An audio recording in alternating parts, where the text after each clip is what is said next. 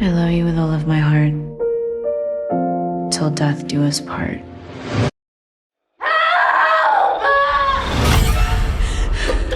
Megan, congrats on Till Death. I really dug it. It is super tense. I mean, there's never really a moment in the whole story where Emma looks or feels comfortable. Like she's under constant duress, like even in the quieter moments. I mean, you're covered in blood splatter for big chunks. You're dragging around a corpse. You're crawling through snow.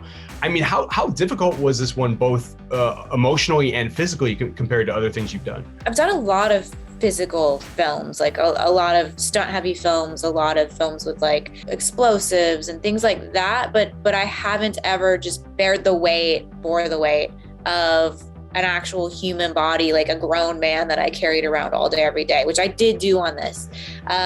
And at first I was like, this is easy. It's like a great hamstring workout. I'm going to get through it. It's not going to be a problem. But then by the end, like I was exhausted. I didn't realize how tired I was at the end. Like I was wrecked after this, and it was the most lovely experience filming, but it does wear on you. I don't know. I thought I was used to it, like always carrying kids around and stuff, but I guess not. So for the corpse scenes, did you have like a lifelike dummy corpse? That was a real man, grown naked man.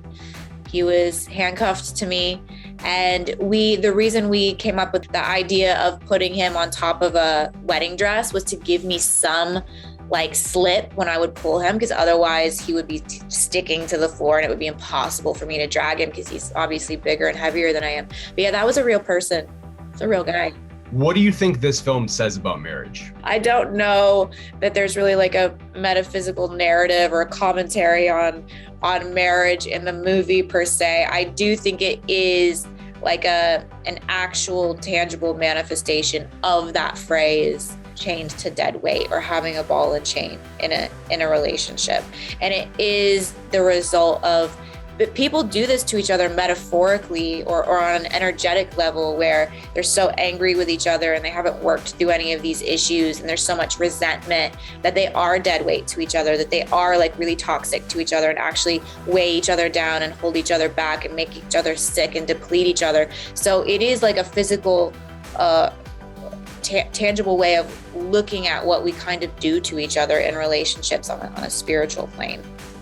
But that could not have been what the writer intended. It's been a minute since we've seen you in like a big IP movie like Turtles or Transformers, which you became so well known for.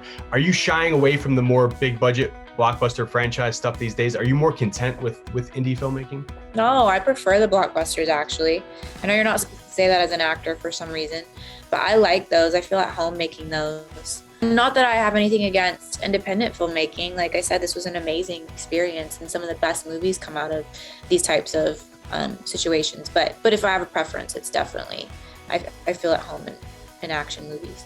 What is the role in that realm that you still want to do? I remember there was like a whole campaign for you to play Wonder Woman at one point. I don't know if you were looking to do that. People wanted you to do it, but is there like a superhero movie that you want to do at some point? It's hard because there's certain things that I'm a fan of, that I love them so much that I wouldn't want to be in them. So like, for instance, a long time ago when they were casting a new character in the Hobbit movies, one of the elves, a part of me was like, I have to do it. And then a part of me was like, no, it'll ruin it for you forever to have to be on the inside of it. It kills the magic. So it's hard because obviously, like, who doesn't want to be in a Star Wars movie? But then at the same time, it's like, but now I can't love the movie anymore because I have to look at my stupid face and be upset about all the things I did wrong in it.